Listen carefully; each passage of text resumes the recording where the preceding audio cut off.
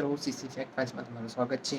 આજનો fact file number 7 જેનો topic છે યુનિટ ડિજિટ, જે નંબર સિસ્ટમનો એક પાર્ટ છે. નોર્મલી આમાં એવો દાખલો પૂછાય કે જ્યારે તમે કોઈ મોટો દાખલો આપ્યો હોય અને તમને કીધું હોય કે યુનિટ ડિજિટ શોધો, જેમ કે તમે ઇમેજમાં જોઈ શકો છો તે પ્રમાણે કોઈ મોટો નંબર આપ્યો હોય કે 247 છે, એની 154 ઘાત છે, તો એનું યુનિટ ડિજિટ શું હશે? તો નોર્મલી એની માટે તમારે યુનિટ ડિજિટ જ જોવાના હોય છે.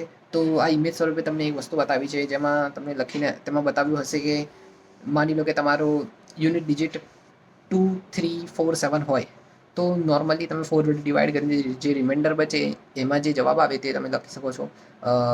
4 અને 9 હોય ત્યારે તમારે એકી બેકી સંખ્યાઓ જોવાની હોય છે કે તમારી ઘાત એકીમાં છે કે બેકીમાં છે.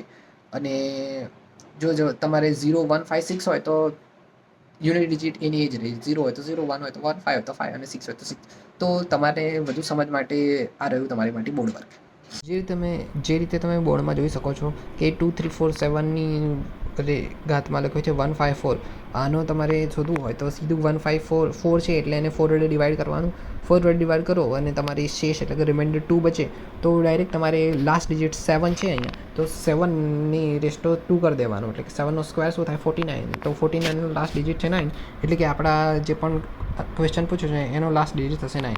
સેમ એ જ રીતે 5678 રેસ ટુ 103 આપેલું છે, તો 3 છે તો 3ને પણ 4 વડે ડિવાઈડ કરવાનું.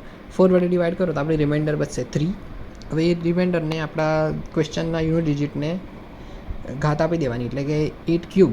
તો 8 ક્યુબ થશે 512 અને એની લાસ્ટ ડિજિટ બનશે 2, એટલે કે આપણા આખા ક્વેશ્ચનની યુનિટ ડિજિટ બનશે 2. તો મિત્રો, તમારા માટે આ રહ્યો ચેલેન્જ ક્વેશ્ચન 4561 પ્લસ 1234 22.